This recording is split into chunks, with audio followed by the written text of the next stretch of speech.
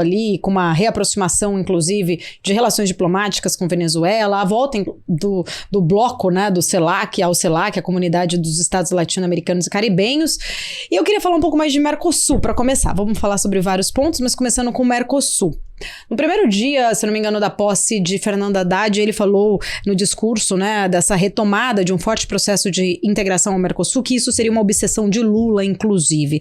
Eu queria entender, na sua visão, né, dentro do Mercosul, a gente tem alguns países que estão em situações econômicas difíceis, vamos dizer assim, Argentina, Peru, mas entender quais seriam... se seria relevante essa reaproximação do Brasil agora para o bloco ali, para o Mercosul, quais seriam os benefícios da gente retomar, né, essa aproximação? Veja, Paula, o Mercosul, quando foi instituído, ele vem ali de um processo de proximidade maior de negociações entre Brasil e Argentina, que começa ali com o presidente Alfonsin e o presidente Sarney, e que desemboca justamente no governo Collor, que vai ser o grande promulgador deste avanço, desta agenda de integração na América Latina.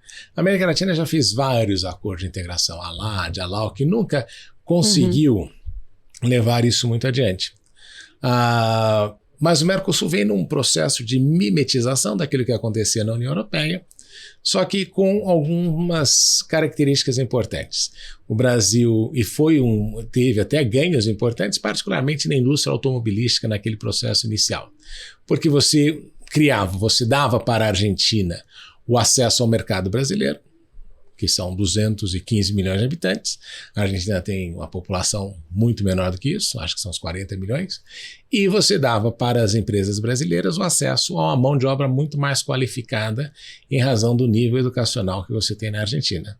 E, obviamente, que Paraguai e Uruguai vieram de brinde nessa história toda, até porque o tamanho das economias são muito menores do que essas duas que a gente está falando. Embora a Argentina também não seja uma grande economia, do tamanho do estado de São Paulo, um pouco maior do que isso, nesse sentido. Então, houve, neste processo de mimetização daquilo que acontecia na União Europeia, uma tentativa de aproximação aqui dos países, e deu certo inicialmente. Só que o processo que a gente fez, a gente divide, quando você vai analisando os acordos comerciais, você tem várias etapas. Uma das etapas é o mercado comum, que é quando você cria uma tarifa externa comum e mais ou menos você tem que colocar todo mundo na mesma página, que é o que você tem no caso europeu. Então, quando lida com terceiros é a mesma tarifa. Só que no caso do Mercosul, nós tínhamos sempre uma assimetria entre os países. E essa assimetria que você tem na Europa, mas aqui operando de uma maneira um pouco diferente, porque a assimetria nossa também significava uma concorrência em setores parecidos. Então, nunca avançou institucionalmente o Mercosul. A União Europeia criou a Comissão Europeia, você criou a Corte Europeia de Justiça, você criou uma série de instituições que o Mercosul nunca teve, porque sempre foi meio capenga nesse sentido.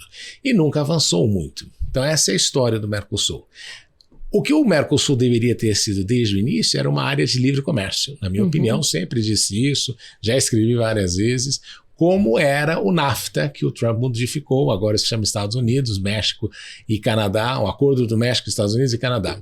Porque, com isto, você tem a maior flexibilidade de cada país negociar as suas parcerias comerciais. Então, o Brasil pode negociar um acordo com a China, o Brasil pode negociar um acordo com a África do Sul, o Brasil pode negociar um acordo com a Índia, como país, quando eu tenho uma área de livre comércio. Quando eu tenho um mercado comum, como a gente tem no caso do Mercosul, o bloco inteiro é que negocia. Então, isso faz com que assimetrias dificultem os processos de negociação. Por que é diferente aqui do caso europeu? Porque no caso europeu tem uma maior convergência econômica entre os países. Apesar de eu ter uma Alemanha que é super rica e outros países que não são tão ricos, eu tenho uma convergência mais ou menos econômica maior do que aquela que a gente vê no Mercosul. E é por essa razão, por exemplo, que o Uruguai estava pensando em fazer um acordo com a China, o presidente Fernandes foi conversar com a China, foi conversar com a Rússia, porque eles notaram que dentro do bloco não ia ter muita evolução. Então, importante o bloco, mas ele criou estes entraves que são péssimos para que ele tenha continuidade.